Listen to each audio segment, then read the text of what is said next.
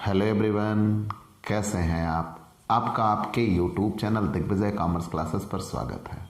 हम आपके लिए अपने इस YouTube channel Digvijay commerce classes पर बीकॉम के सिलेबस के कंपलसरी सब्जेक्ट कॉस्ट अकाउंटिंग की पूरी एक सीरीज लेके आ रहे हैं, जिसमें आपको एक तरफ से हर एक रूल और उनके प्रैक्टिकल क्वेश्चन 1 बाय 1 मिलता है।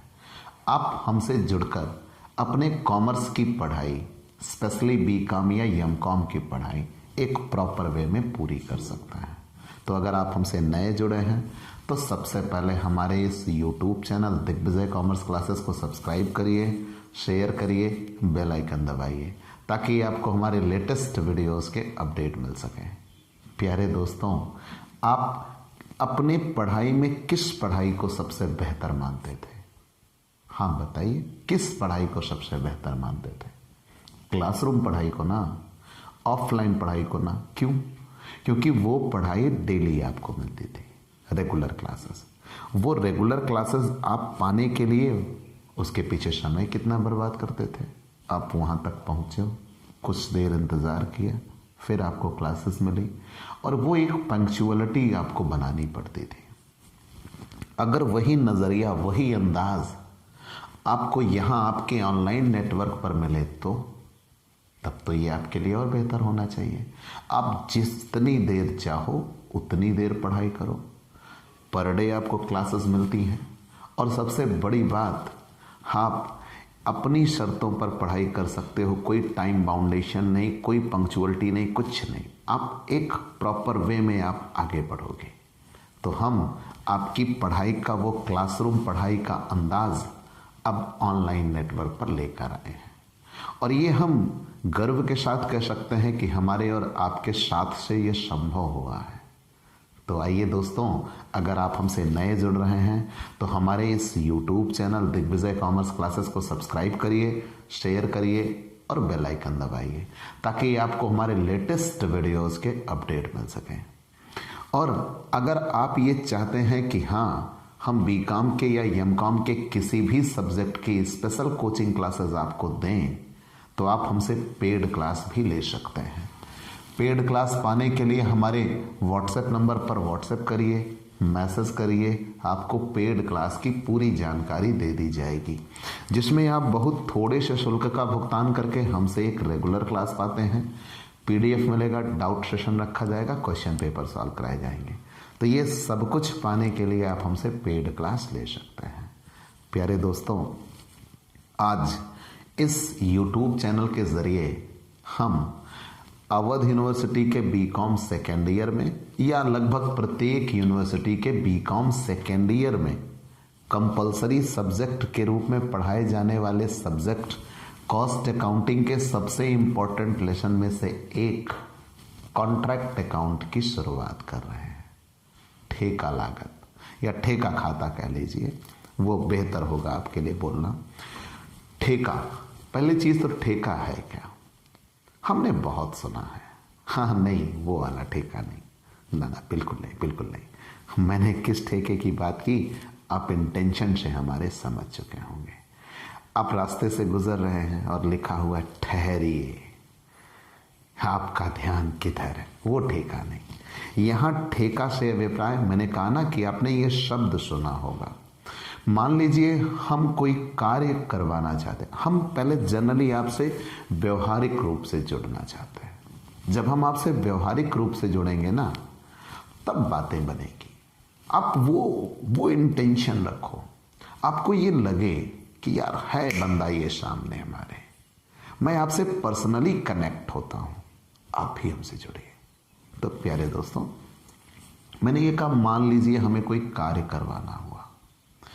जब हमें कोई काम करवाना हुआ तो मैं उसमें से कई लोग जो उस काम को करते होंगे उनसे कांटेक्ट करूंगा और वो जो सबसे कम दामों पे मेरे लिए काम करने को तैयार हो जाएंगे, मैंने उनको काम दे दिया। यहाँ निविदा से आगे गुजर कर हमें ठेका मिलता है।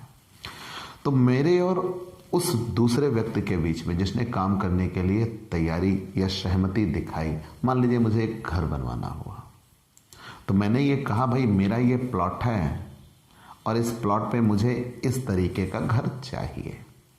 तो जो भी उससे रिलेटेड मिस्त्री होंगे, राजगीर जिन्हें हम बोलते हैं, वो मिस्त्री लोग हमें बताएंगे कि हम इतने रुपए में काम करके दे देंगे। जनरली यहाँ हमारे आस पड़ोस में जो ठेका होता है वो केवल मजदूरी का ठेका होता है, लेकिन आप शहरों वगैरह में जाइए तो आपका प्लॉट होता है और आप अपना वो प्लॉट बिल्डर्स को देते हैं और बिल्डर उस पर जमीन पे आपके मकान बना के आपको देता है। वो भी एक प्रकार का ठेका होता है।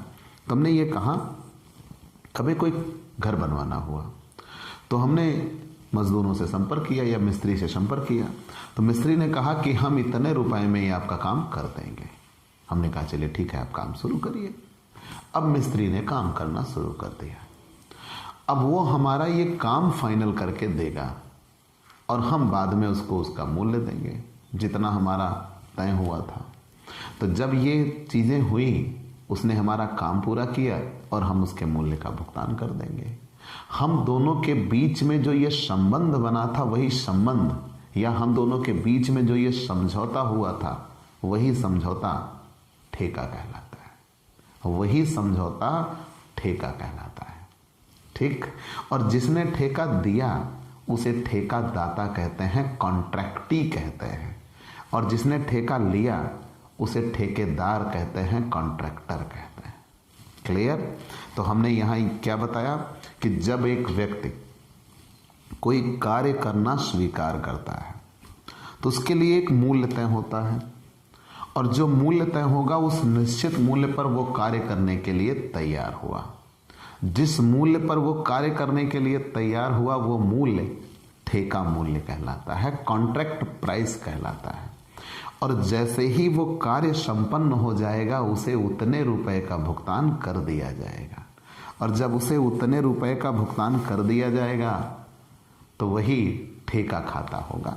लेकिन जनरली हम अभी आगे बढ़ेंगे तो मैंने आपसे ये कहा कि हमें कोई काम करवाना है और उस काम को करवाने के लिए, पूरी बात एक एक तरफ से पकड़िएगा, हमें कोई काम करवाना है, उस काम को करवाने के लिए हम कई व्यक्तियों से संपर्क करेंगे। तो उन कई व्यक्तियों में हम किसको चुनेंगे? जो सबसे कम कीमत बताएगा, जो सबसे ज़्यादा कीमत बताएगा, जो सबसे कम कीमत बताएगा। क्योंकि हमारे और उस काम लेने वाले के बीच में एक समझौता होगा, एग्रीमेंट होगा। मैं उसे उस पूरे मूल्य का भुगतान करूंगा जितना हम दोनों के बीच में तय हो रहा है, और वो मेरे कार्य का निर्धारण करेगा, कार्य संपन्न करेगा। तो यहां बात ये बनी कि जब एक व्यक्ति किसी दूसरे का काम करना स्वीकार करता है और उस कार्य के बदले में एक निश्चित मूल्य तय होता है। ध्यान दीजिएगा मैं क्या कह रहा हूं। जब एक व्यक्ति किसी दूसरे व्यक्ति का कोई कार्य करना स्वीकार करता है और उस कार्य के बदले में एक निश्चित मूल्य तय होता है कि जैसे ही वो कार्य संपन्न हो जाएगा उसको एक निश्चित मूल्य का भुगतान कर दिया जाएगा। ठीक। तो जिसने काम दिया उसे ठेकादाता कहेंगे, कॉन्ट्रैक्टी। जिसने काम लिया उसे ठेकेदार कहेंगे। और इन दोनों के बीच में जो संबंध बना उसी संबंध को ठेका कहेंगे। और जितने रुपए का वो कार्य निर्धारित हुआ उस रुपए को ही ठेका मूल्य कहते हैं, कॉन्ट्रैक्ट प्राइस कहते हैं। कंफर्म? मैंने क्या बताया कि जब एक व्यक्ति किसी दूसरे व्यक्ति का कोई कार्य करना स्वीकार करता है, जैसे मैंने घर बनाने का ही उदाहरण दिया ना, तो घर हमें बनवाना है और मान लीजिए आप मिस्त्री हो, आप राजगीर हो, और घर बनाने के लिए सहमत आप हुए कि आप घर बनाओगे और घर बना के हमें दोगे, तो उसके बदले में हम आपको जितना मूल्य देंगे वो ठेका मूल्य कहलाएगा। हम आपको उस मूल्य का भुगतान करेंगे और आप हमारे लिए घर बना कर देंगे, और हम दोनों के बीच में जो ये संबंध बन रहा है उस संबंध का ही नाम ठेका कहलाता है। तो हमने पूरी बात आपको बता दी कि जब एक व्यक्ति किसी दूसरे व्यक्ति का कोई कार्य करना सहमत होता है, कार्य करने के लिए तैयार होता है, और उस कार्य का एक निश्चित प्रतिफल तय होता है, जैसे ही वो कार्य संपन्न होगा उसको उतना रुपया मिल जाएगा, तो उसे ही ठेका मतलब उन दोनों के बीच जो संबंध बना उस संबंध को ही ठेका कहते हैं। जिसने कार्य दिया उसे ठेकादाता कहेंगे और जिसने कार्य लिया उसे ठेकेदार कहेंगे। मान लिया। लेकिन यहां पैसे का भुगतान कैसे होगा? तो सबसे पहली चीज, कुछ ठेके ऐसे होते हैं जो थोड़े दिनों में संपन्न हो जाते हैं। तो जो ठेके थोड़े दिनों में संपन्न हो जाते हैं जनरली उन पर भुगतान एक साथ इकट्ठा पेमेंट होगी। हाँ, आपको करीबी उदाहरण देता हूं। जैसे आजकल लेटेस्ट प्रचलन चल रहा है भाई हमारे इलाके में, मान लीजिए आपको लैट्रिन का एक गटर बनवाना है, ठीक है, और जब वो गटर आपको बनवाना है तो आप उसकी खुदाई करवाते हो। तो आपके पास दो ऑप्शन है, आप जेसीबी से खुदाई करवा सकते हो या लेबर वर्क करा सकते हो।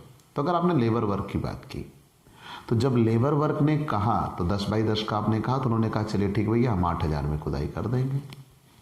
तो वो खुदाई करके आपको फिनिश देंगे 10 बाई 10 मतलब 10 फीट लंबा, 10 फीट चौड़ा और 10 फीट गहरा भी होगा। तो अब 10 फीट गहरा भी है और वो 8,000 रुपये में आपकी खुदाई कर देंगे। अब वो 4 लोग आए, 10 लोग आए, 20 लोग आए, डोंट केयर, आपको देना फाइनल अमाउंट कितने रुपए है? 8,000। वो आपका काम करके देंगे। अब अगर उस सामने वाले व्यक्ति ने 8,000 रुपए से कम में खुदाई कर दी तो फायदा उसका, क्योंकि उसे मिलना है 8,000 रुपए ही, चाहे वो कम रुपए में काम पूरा कर ले चाहे वो ज्यादा रुपए में काम पूरा कर ले। अब मालिक से कोई मतलब ना है, मालिक उस पर कोई इंटेंशन नहीं दिखाएगा, वो बैठा रहेगा, वो कोई एक्सक्यूज नहीं करने वाला, उसको काम से मतलब है। तो मैंने ये कहा और ये ठेके 1-2 दिन में पूरे हो जाएंगे। तो आप फाइनल पेमेंट पूरा ठेका कार्य संपन्न होने के बाद बात है। लेकिन मान लीजिए कुछ ऐसे भी ठेके होते हैं जो कई महीनों या कई वर्षों तक चल सकते हैं। मतलब अगर ठेके की अवधि लंबी है, वो कई वर्षों या कई महीनों तक चल सकता है, तो आप जैसे जैसे काम पूरा करते जाएंगे वैसे वैसे आप पेमेंट भी पाते जाते हैं। ठीक, अब ये डिसाइड कैसे होगा आपने काम पूरा किया या नहीं किया? तो वहां पे आपको डिसाइड करेगा प्रमाणित कार्य और अप्रमाणित कार्य, वर्क सर्टिफाइड और वर्क अनसर्टिफाइड। वर्क सर्टिफाइड प्रमाणित कार्य और वर्क अनसर्टिफाइड अप्रमाणित कार्य। वर्क सर्टिफाइड और वर्क अनसर्टिफाइड, ठीक है ना? प्रमाणित कार्य, अप्रमाणित कार्य, प्रमाणित कार्य,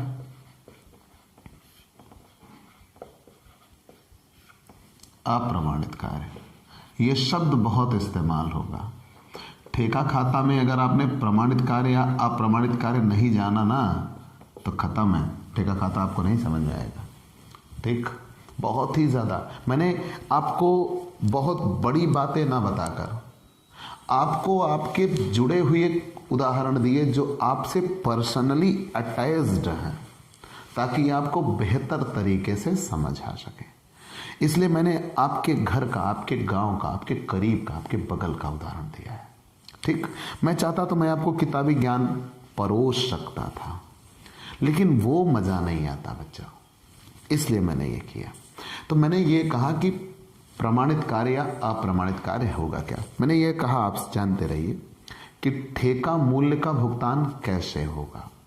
तो यहां पे ये बात बनी कि जब एक व्यक्ति किसी दूसरे व्यक्ति का कोई कार्य करना स्वीकार करता है, उसने दूसरे व्यक्ति के लिए कोई कार्य किया हो, ध्यान दीजिए मैंने क्या कहा, जब एक व्यक्ति किसी दूसरे व्यक्ति का कोई कार्य करना स्वीकार करता है, उसने किसी दूसरे व्यक्ति के लिए कोई कार्य किया हो और जब वो काम पूरा हो जाएगा तो एक निश्चित प्रतिफल जो दोनों के बीच में आपस में तय होगा उसका भुगतान कर दिया जाएगा।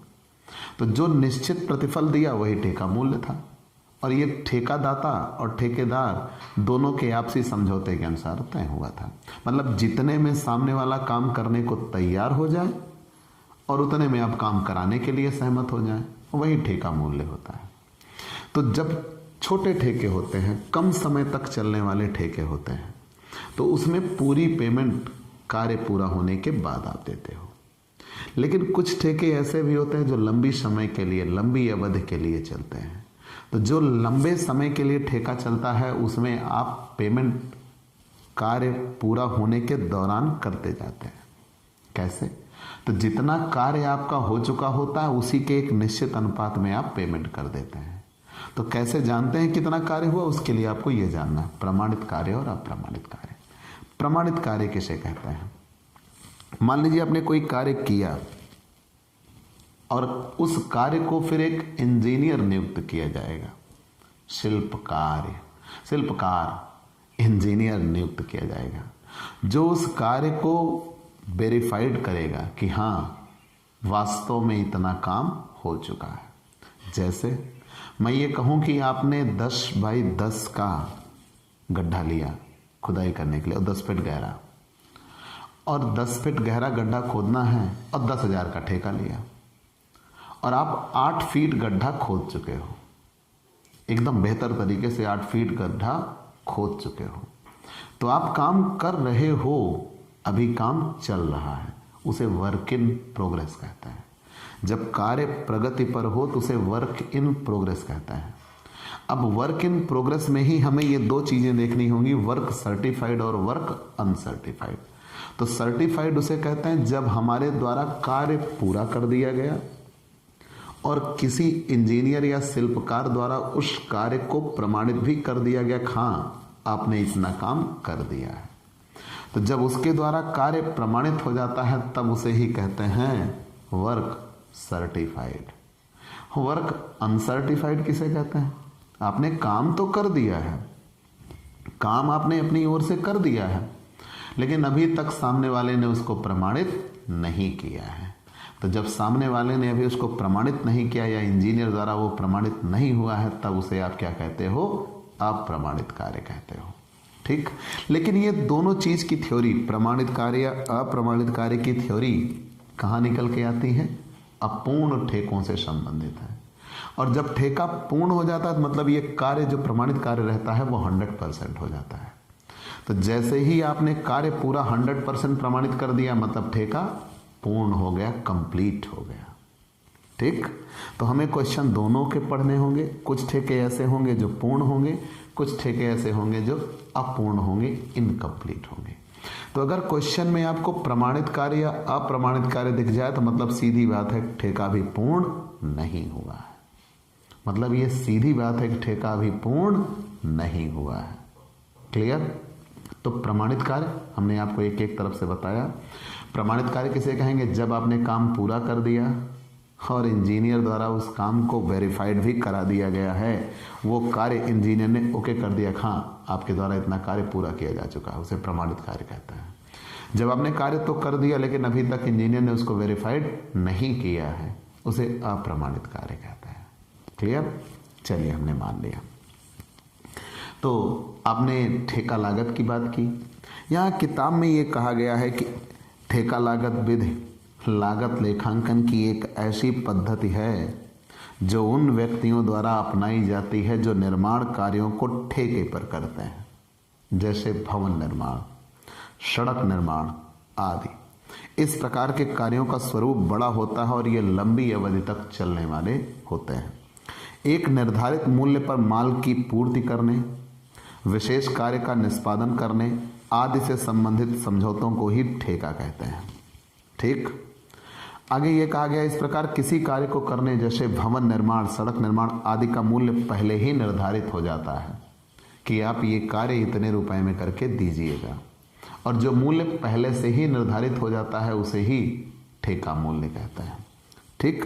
और जैसे ही आप कार्य की समाप्ति कर दोगे आपको उस निश्चित मूल्य का भुगतान कर दिया जाएगा। और कभी कभी ठेके लंबी अवधि तक चलने वाले होते हैं, तो आप जैसे जैसे काम प्रमाणित करते जाते हो वैसे वैसे आपको मूल्य मिलता जाता है। ठीक है, ये इतनी बातें तो आपने जान ली। जिस व्यक्ति ने कार्य दिया उसे हम ठेकादाता कहते हैं, और जिस व्यक्ति ने कार्य लिया उसे हम ठेकेदार कहते हैं। और इन दोनों के बीच जो संबंध बना उस संबंध का नाम ही ठेका है। आप कहते हो हमने तुमको ठेका दिया हुआ है। कंफर्म? चलिए मान लिया। आप ठेका खाता कौन बनाएगा? किसको जरूरत है ठेका खाता बनाने की? ठेका खाता कौन बनाएगा? किसको जरूरत है? हमने ये जान लेना है। तो सबसे पहली चीज तो यह है कि ठेका खाता सदैव ठेकेदार बनाता है, ठेकादाता नहीं बनाता। क्यों? ठेकादाता को जरूरत नहीं है, उसको एक फाइनल अमाउंट पे करना है, दैट्स इट। चाहे वो कम में बन रहा हो, चाहे वो ज्यादा में बन रहा हो, आप सामने वाले को एक निश्चित मूल्य का भुगतान करते हो। आपको ना उससे कम देना है, ना उससे ज्यादा देना है। तो आपके लिए लाभ या हानि का कोई प्रश्न नहीं होता। प्रश्न होता है सदैव सिर्फ और सिर्फ किसके लिए? ठेकेदार के लिए, जिसने ठेका लिया। तो आइए हम ये बताते हैं कि ठेका खाता बनेगा कैसे। इतनी बातें आपकी समझ में आ चुकी हैं। ठेके पद्धति का प्रयोग किया कहाँ जाता है, आप ये भी जान लीजिए। भवन निर्माण, सड़क निर्माण, बांध निर्माण, पुल निर्माण, जहाज निर्माण और जटिल उपकरणों का निर्माण, इन सब जगहों पर ठेके निर्माण या ठेका पद्धति का प्रयोग बहुत ही ज़्यादा तरीके से होता है। तो मैंने ये आपको बताना चाहा कि ठेका खाता बनाएगा कौन? ठेकेदार बनाएगा। क्योंकि लाभ या हानि का जिक्र किसके लिए होगा? ठेकेदार के लिए ही होगा। ठेकादाता का लाभ या हानि से कोई मतलब नहीं है। ठेकादाता एक निश्चित मूल्य उसको पे कर देगा। W विग ने कहा था, ठेका लागत उन व्यक्तियों द्वारा अपनाई जाती है जो निश्चित अनुबंध करते हैं, जैसे भवन बनाने वाले ठेकेदार। डेफिनेशन ही उन्होंने दे दिया था। तो पूर्ण ठेका, अपूर्ण ठेका क्या कहते हैं? 2 नंबर का क्वेश्चन है, जान लीजिए। प्रमाणित कार्य, अप्रमाणित कार्य आपने जान लिया। तब फिर हम सीधा ठेका खाता की ओर चलते हैं। पूर्ण ठेका किसे कहते हैं? जब कभी कोई ठेकेदार, कॉन्ट्रैक्टर, ठेकादाता से कोई कार्य लेता है और उस कार्य का संपूर्ण हिस्सा वो संपादित कर देता है, 100% वर्क डन। जब कोई ठेकादाता, मतलब ठेकेदार, जब कोई ठेकेदार कोई कार्य लेता है और उस कार्य का संपूर्ण हिस्सा उसने पूरा कर दिया, मतलब कार्य संपूर्ण समाप्त हो चुका है, तब उसे ही पूर्ण ठेका कहता है। अपूर्ण ठेका किसे कहते हैं? जब कभी ठेकेदार ने कोई ठेका लिया लेकिन अभी तक वो ठेका 100% पूरा नहीं हुआ है, मतलब कार्य शुरू है, कुछ काम हुआ है लेकिन अभी भी संपूर्ण कार्य संपन्न नहीं हुआ है, तब उसे अपूर्ण ठेका कहते हैं। और जब कभी क्वेश्चन में अपूर्ण ठेका दिया हो तो हम प्रमाणित कार्य और अप्रमाणित कार्य की थ्योरी पे आ जाते हैं कि आपने कितना काम पूरा कर दिया है, जो इंजीनियर द्वारा वेरीफाइड भी हो चुका है, उसे प्रमाणित कार्य कहते हैं। मान लीजिए आपने कार्य किया तो है लेकिन अभी तक इंजीनियर ने उसको वेरीफाइड नहीं किया, तो वो अप्रमाणित कार्य कहलाता है। तो चलिए हम आपको ठेका खाता बनाने के लिए, या ठेका खाता हम बनाते कैसे हैं, उसका हम प्रयोग करते हैं। बेसिकली मैंने बार बार कहा कि हमें ठेकेदार की ही पुस्तक में पढ़ना है, कॉन्ट्रैक्टी की पुस्तक में नहीं पढ़ना। केवल हमें किसकी पुस्तक में पढ़ना? कॉन्ट्रैक्टर की पुस्तक में पढ़ना है। ठीक है, आइएगा, कॉन्ट्रैक्टर की ही पुस्तक में बेसिकली हमें पढ़ना है। तो हम पूर्ण ठेका के लिए एक फॉर्मेट बनाते हैं कि जब ठेका पूर्ण हो चुका हो, ठीक है, पूर्ण ठेका, कंप्लीट कॉन्ट्रैक्ट। ठीक, जब ठेका पूर्ण हो चुका हो तब ठेका खाता कैसे बनाते हैं? कॉन्ट्रैक्ट अकाउंट, कॉन्ट्रैक्ट अकाउंट, ठीक, कॉन्ट्रैक्ट अकाउंट, जब ठेका पूर्ण हो चुका हो। चलिए, ये रहा फॉर्मेट ठेका खाता के लिए, जब ठेका पूर्ण हो चुका हो, ऐसा, जब ठेका पूर्ण हो चुका हो। चलिए, इधर पार्टिकुलर, पार्टिकुलर अमाउंट, इधर भी पार्टिकुलर अमाउंट, ठीक, और जितने रुपए का ठेका लिया हो यहां ऊपर कॉन्ट्रैक्ट प्राइस दिखा दिया जाता है। ठीक, याद रखिएगा, जितने रुपए का ठेका लिया हो वहां ऊपर दिखा दिया जाता है। ठीक, तो जब जब आप कॉन्ट्रैक्ट या ठेका खाता बनाते हो, कॉन्ट्रैक्ट अकाउंट बनाते हो, यहां for the year ended, for the year ended, for the year ended. ठीक, आइएगा, ठेका खाता आप बनाइएगा कैसे? मैंने बार बार आपको ये कहा, ये ठेका खाता हम जनरली किसकी पुस्तक में बना रहे हैं? जनरली हम किसकी पुस्तक में बना रहे हैं? ठेकेदार की पुस्तक में बना रहे हैं, जिसने ठेका लिया, जिसने ठेका लिया। अभी हम पूर्ण ठेके के क्वेश्चन सॉल्व करेंगे, फिर हम अपूर्ण ठेके की ओर चलेंगे, ठीक है? अभी पहले हम कंप्लीट कॉन्ट्रैक्ट पे रहेंगे। चलिए, ये चीजें हमने मान लिया। तो सबसे पहले यहां जब ठेका, दो चीजें याद रखिएगा, एक तो ठेका मूल्य और मिलने वाली रोकड़। जब आपको पैसे मिलते हैं तो ये दो चीजें आप ठेका खाता में कभी नहीं दिखाते, दो चीजें आप ठेका खाता में कभी नहीं दिखाते, ठीक है? अब आप नजरिया रखिए ठेकेदार का। नजरिया किसका रखिए? ठेकेदार का। मैंने दो चीजें कहा, ठेका मूल्य और मिलने वाली रोकड़। तो मिलने वाली रोकड़ तो बैलेंस शीट की आइटम है, इसलिए उसे कहां दिखाया जाता है? बैलेंस शीट में। हम ठेका खाता में उसे नहीं दिखाते। तो ठेका खाता बनाएगा कौन? ठेकेदार, जिसने ठेका लिया। अब वो कैसे बनाना शुरू करेगा? तो सबसे पहले ठेका मूल्य उसने ऊपर दिखा दिया। जितना भी आपका खर्च हो, जितना भी XYZ कोई भी खर्च हो, सारे खर्च हम डेबिट करते हुए चले चलेंगे। तो ठेके पे आपके कौन कौन से खर्च हो सकते हैं? जैसे रॉ मटेरियल, आप मजदूरी पर खर्च करते हो, आप ठेकेदार हो, आप काम कराने वाले व्यक्ति हो, जिसने किसी दूसरे से कोई काम लिया है, तो आप ठेका कैसे पूरा करोगे? तो सबसे पहले आप रॉ मटेरियल लगाओगे। तो रॉ मटेरियल आपका खर्च है, और मैंने भी कहा जितने भी खर्च होंगे सारे खर्च आप क्या करोगे? डेबिट। रॉ मटेरियल आप कहीं, अब ये दो बातें बनती हैं, क्या आप रॉ मटेरियल सीधे खरीदोगे, क्या रॉ मटेरियल स्टोर से निकलेगा? अब यहां दो बातें बनती हैं। जो बड़े बड़े ठेके होते हैं वो संपूर्ण सामग्री को एक स्थान पे पहले मंगा लेते हैं। तो जब एक स्थान पे मंगा लेते हैं तो वो उस स्थान पे स्टोर होता है। तो जैसे जैसे ठेके पे लगती जाती है वो वहीं से ही निकाल के उस ठेके पे लगाते चले जाते हैं। तो यहाँ ये दोनों बातें होती हैं। रॉ मटेरियल हम बाहर से खरीद भी सकते हैं, रॉ मटेरियल परचेज्ड, जो सीधे बाहर से खरीदी गई। और मान लीजिए रॉ मटेरियल पहले से मंगा के रखा गया, तो raw material issued, raw material issued from store, issued from store. तो हमने रॉ मटेरियल कहीं बाहर से मंगा लिया है। जब रॉ मटेरियल हमने कहीं बाहर से मंगा के इकट्ठा रखा हुआ है तो वो सीधे स्टोर में रखी हुई है, वहां से निकाल के लगा देंगे। फाइनली ये है कि हम रॉ मटेरियल जितना लगाएंगे, ठेके के लिए जितना निकालेंगे, वो डेबिट होगा। नहीं समझ में आया? फिर समझ लीजिए। मैंने ये कहा जो बड़े बड़े ठेकेदार होते हैं वो पूरी सामग्री एक साथ मंगा लेते हैं। जब सामग्री वो एक साथ मंगा लेते हैं तो उसका फायदा उनको ये मिलता है कि सामग्री एक साथ मंगाते हैं तो सस्ते दामों पे मिल जाती है, और वो उस सामग्री को स्टोर कर लेते हैं। जब वो उस सामग्री को स्टोर कर लेते हैं और जैसे जैसे ठेका कार्य पे लगती जाती है, ठेके पे लगती जाती है, वैसे वैसे निकाल के वो अपना कार्य पूरा करते जाते हैं, उत्पादन कामों में लगाते जाते हैं।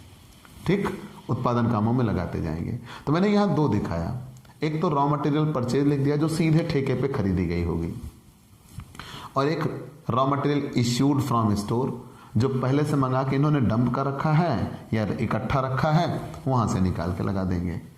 कभी कभी ऐसे भी हालात होते हैं कि मान लीजिए आपके कई ठेके हों, मान लीजिए आपके पास कई ठेके हों, किसी एक ठेके पे ज्यादा आपने सामान भेज दिया और किसी दूसरे पे कम, और यहां जरूरत पड़ गई तो उस वाले ठेके से मंगा के आपने इस ठेके पे लगा दिया। ऐसा भी होता है। जैसे आप रोलर की बात कर लीजिए, मान लीजिए आप सड़क निर्माण में हो, आपके पास 5 रोलर है, आपने एक रोड का ठेका लिया हुआ है, उस पर 3 रोलर भेज रखा है, और एक दूसरे रोड का ठेका लिया हुआ है, उस पर 2 रोलर भेज रखा है। अब यहाँ जहाँ 2 रोलर था वहाँ आपका काम, मान लीजिए कोई एक रोलर खराब पड़ रहा है या कोई कम काम हो पा रहा है, तो वहाँ से एक रोलर मंगा के आप यहाँ लगा सकते हो। तो उस जगह से निकला तो जिस ठेके से निकलेगा उस ठेके पे तो क्रेडिट हो जाएगा, वहाँ का भी अलग खाता बनेगा, यहाँ का अलग खाता बनेगा, और जिस ठेके पे आएगा उस ठेके पे डेबिट हो जाएगा। तो अगर किसी दूसरे ठेके से सामग्री लिया तो डेबिट, और अगर किसी दूसरे ठेके को दिया तो क्रेडिट। टू मटेरियल रिसीव्ड या ट्रांसफर्ड फ्रॉम अदर कॉन्ट्रैक्ट जो कह लीजिए, to material transferred from other contract, जो किसी दूसरे कॉन्ट्रैक्ट से आई हुई है, अदर कॉन्ट्रैक्ट। ठीक। अब जो हमारे अन्य खर्चे होते हैं जैसे वेजेज, मजदूरी, ये भी तो खर्च होता है। मजदूरी के बाद अन्य डायरेक्ट एक्सपेंस कोई हो तो, कोई इनडायरेक्ट एक्सपेंस हो तो, जैसे फैक्ट्री वगैरह के खर्च हुए तो, कोई भी खर्च, डायरेक्ट एक्सपेंस, इनडायरेक्ट एक्सपेंस, कोई प्लांट अगर हमने लगाया है तो, संयंत्र, तो ये सारे खर्चे हम क्या कर देते हैं, डेबिट। मैंने क्लियर कट आपसे कहा, जब भी हम ठेका खाता बनाएंगे, जब भी हम ठेका खाता बनाएंगे तो ठेके पे हमने जितना खर्च किया वो सारे खर्चे हम क्या कर देंगे, डेबिट कर देंगे। जैसे मटेरियल का खर्च हुआ, तो मटेरियल का खर्च मैंने आपको 3 टुकड़ों में बताया। एक तो वो सामग्री जो सीधे खरीदी जाएगी, एक तो वो सामग्री जो हमने पहले से मंगा रखी है, स्टोर कर रखी है, वहां से हम निकालेंगे, एक कभी आवश्यकता पड़ती है तो दूसरे ठेके पर से मंगा लेते हैं। तो जितना भी सामग्री लगाया जाएगा सारी सामग्री हमने क्या कर दिया, डेबिट। मजदूरी, प्रत्यक्ष व्यय, अप्रत्यक्ष व्यय, प्लांट के खर्चे, ये सब हमने क्या कर दिए, डेबिट कर दिए। इतना डेबिट होने के बाद मैं आपके जनरली समझने के लिए लिख दे रहा हूं, जितने भी खर्च होते हैं वो सारे खर्चे डेबिट, सारे खर्चे डेबिट। क्वेश्चन आप पढ़िएगा तुरंत आपको समझ में आ जाएगा सारे खर्चे डेबिट होते हैं। मेन रूल यही है, जब हम ठेका खाता बना रहे हो तो सारे खर्चे डेबिट। अब अगर हमने सारे खर्चे डेबिट कर दिए तो क्रेडिट क्या होगा। कभी कभी ऐसे भी हालात बनते हैं कि सामग्री लौटा दी जाती है, बाई मटेरियल रिटर्न। अब आपने रिटर्न कर दिया, चाहे जिसको वापस कर दिया, हो सकता है सीधे आप सप्लायर को वापस कर दें जिससे आपने सामग्री खरीदी थी, हो सकता है मटेरियल आप स्टोर को लौटा दें। तो दोनों ही रिटर्न क्या हो जाएंगे, क्रेडिट हो जाएंगे। मतलब जितनी उत्पादन प्रक्रिया से हटेगी वो सामग्री क्रेडिट हो जाएगी। तो भाई मटेरियल रिटर्न, तो मैं यहाँ रिटर्न लिख दिया, चाहे ये सप्लायर को वापस कर दी जाए और चाहे स्टोर को वापस कर दी जाए, क्रेडिट कर देते हैं। क्लियर। तो बाई रॉ मटेरियल ट्रांसफर, अब अगर ये अदर कॉन्ट्रैक्ट को भेज देते हैं तो raw material transfer to other contract. अगर इनके पास रॉ मटेरियल ज़्यादा है और ये किसी दूसरे ठेके पे भेज रहे हैं तो मैंने क्लियर कट कहा था, जिस ठेके से निकलता है उस ठेके पे क्रेडिट होता है और जिस ठेके पे पहुंचता है तो उस ठेके पे डेबिट होता है। यहाँ हम किसी दूसरे ठेके से लाए थे और यहाँ किसी दूसरे ठेके को भेज रहे हैं। चलिए इतना हो गया। फिर हम वर्ष के अंत में देखते हैं कि हमारे पास मटेरियल बचा कितना हुआ है।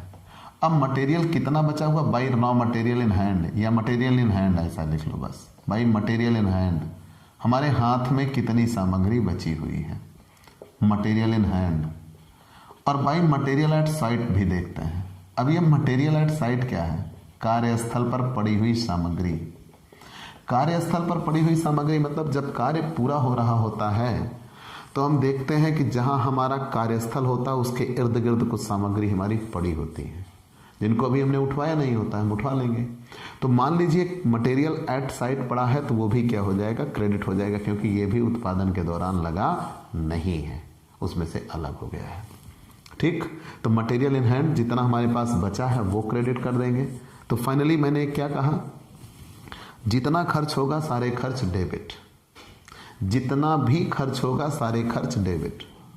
जो वापस कर दिया जाएगा, चाहे वो सीधे ठेके को, चाहे स्टोर को वापस कर दिया जाए, चाहे वो सप्लायर को वापस कर दिया जाए, और चाहे वो किसी दूसरे ठेके पर भेज दिया जाए, वो क्रेडिट होते हैं।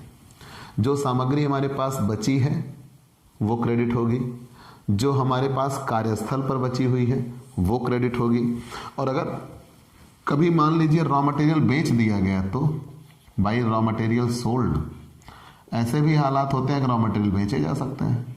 अगर रॉ मटेरियल बेचा तो इधर आएगा, अगर फायदे में बेचा तो फायदा तो इधर आएगा, और अगर घाटे में बेचा तो घाटा इधर आएगा।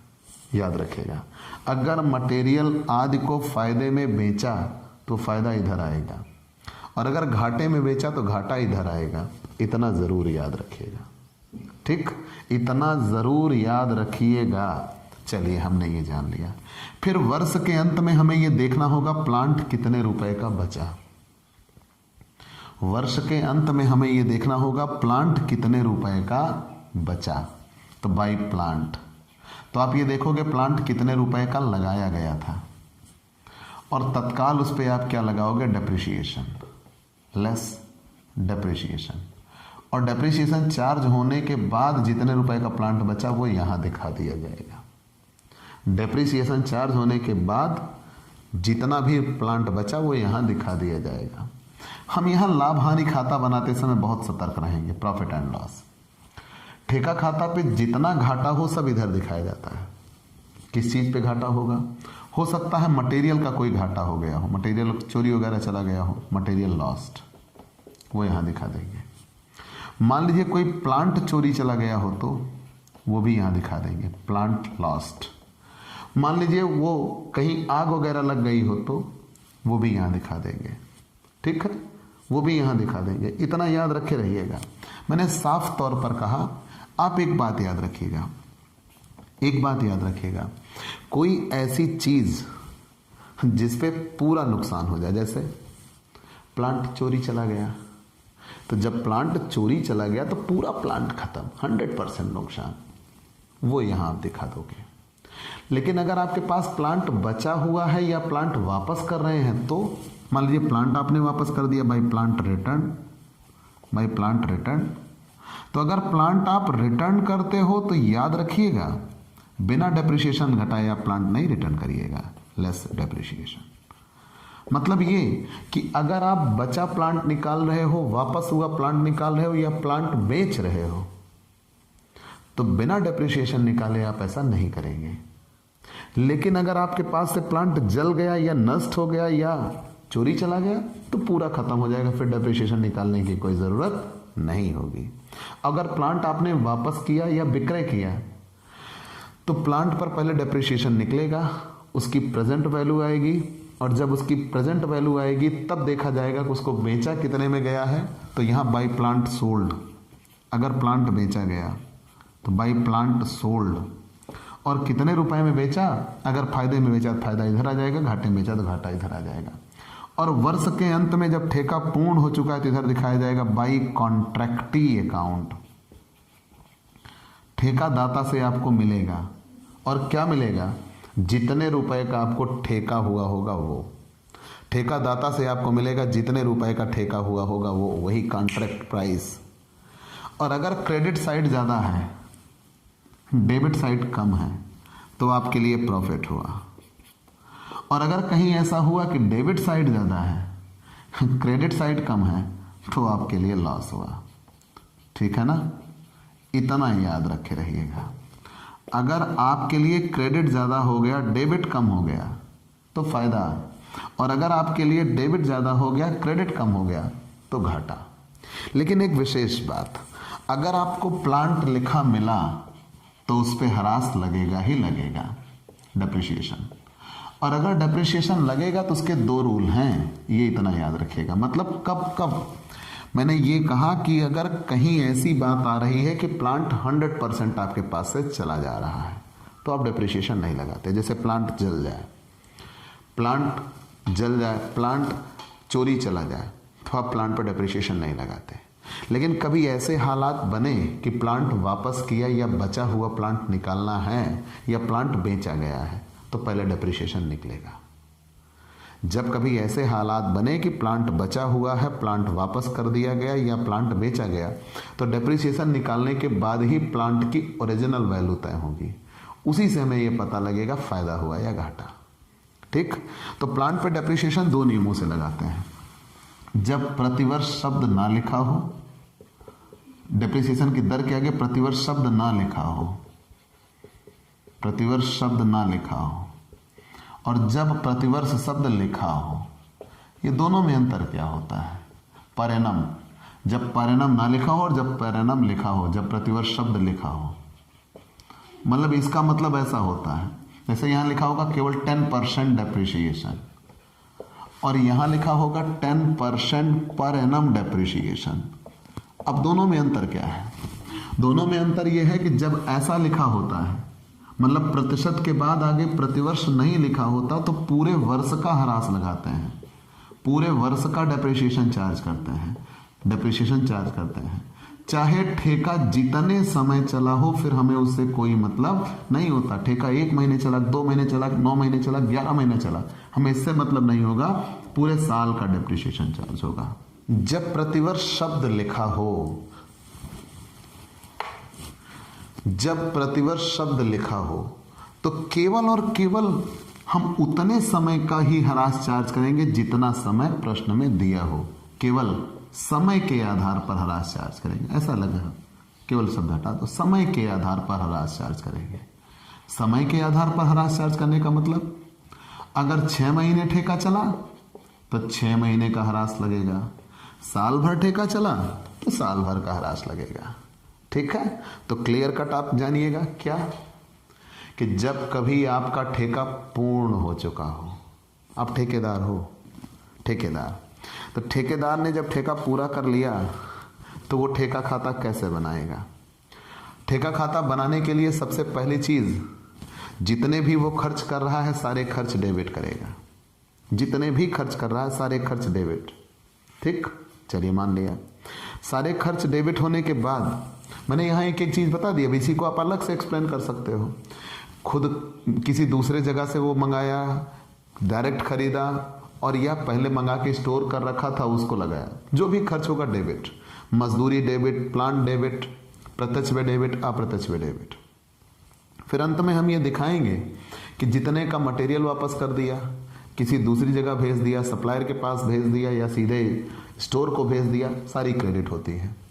अगर मटेरियल बची हुई है तो वो क्रेडिट जो हमारे पास बची हुई है, और जो कार्यस्थल पर रखी गई बची हुई है वो भी क्रेडिट, और अगर मटेरियल बेच दिया गया तो भी क्रेडिट, और फायदे में बेचा गया होगा तो फायदा इधर दिखाएंगे, घाटा इधर दिखाएंगे।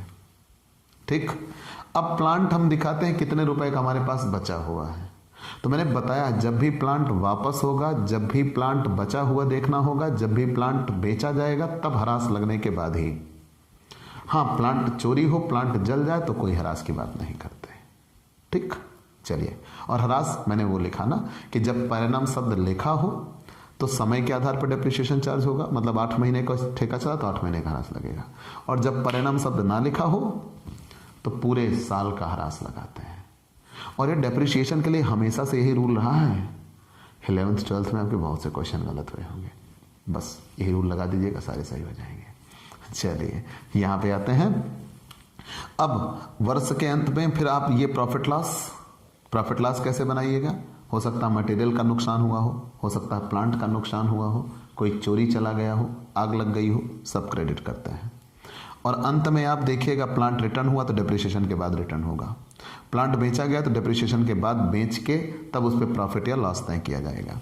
फिर क्रेडिट साइड का जोड़ लगाएंगे और पाई कॉन्ट्रैक्ट अकाउंट दिखाएंगे। ठेका दाता जितना भी ठेका मूल्य था वो भुगतान करेगा। तो अंत में जब जोड़ लगेगा, अगर क्रेडिट साइड ज़्यादा है और डेबिट साइड कम तो प्रॉफिट आया, अगर डेबिट ज़्यादा है क्रेडिट कम तो लॉस आया। ये पूर्ण ठेके के लिए फॉर्मेट था, आप इसका स्क्रीनशॉट ले लीजिए। आप आगे अपूर्ण ठेका सीखेंगे, लेकिन पहले हम पूर्ण ठेके के क्वेश्चन सॉल्व करेंगे, उसके बाद हम आपको अपूर्ण ठेके पर ले चलेंगे। ठीक, तो प्यारे दोस्तों, आप हमसे पेड क्लास ले सकते हैं। पेड क्लास पाने के लिए आप हमारे व्हाट्सएप नंबर पर व्हाट्सएप करिए, मैसेज करिए, आपको पेड क्लास की पूरी जानकारी दे दी जाएगी, जिसमें आप बहुत थोड़े से शुल्क का भुगतान करके हमसे एक रेगुलर क्लास पाते हैं। पीडीएफ मिलेगा, डाउट सेशन रखा जाएगा, क्वेश्चन पेपर सॉल्व कराए जाएंगे। तो ये सब कुछ पाने के लिए आप हमसे पेड क्लास ले सकते हैं। और स्पेशली अगर आप हमसे नए जुड़े हैं तो सबसे पहले हमारे इस YouTube channel Digvijay commerce classes को सब्सक्राइब करिए, शेयर करिए, बेल आइकन दबाइए, ताकि आपको हमारे लेटेस्ट वीडियोज़ के अपडेट मिल सकें। तो आज की क्लास में इतना ही, चलते हैं दोस्तों, बाय बाय दोस्तों।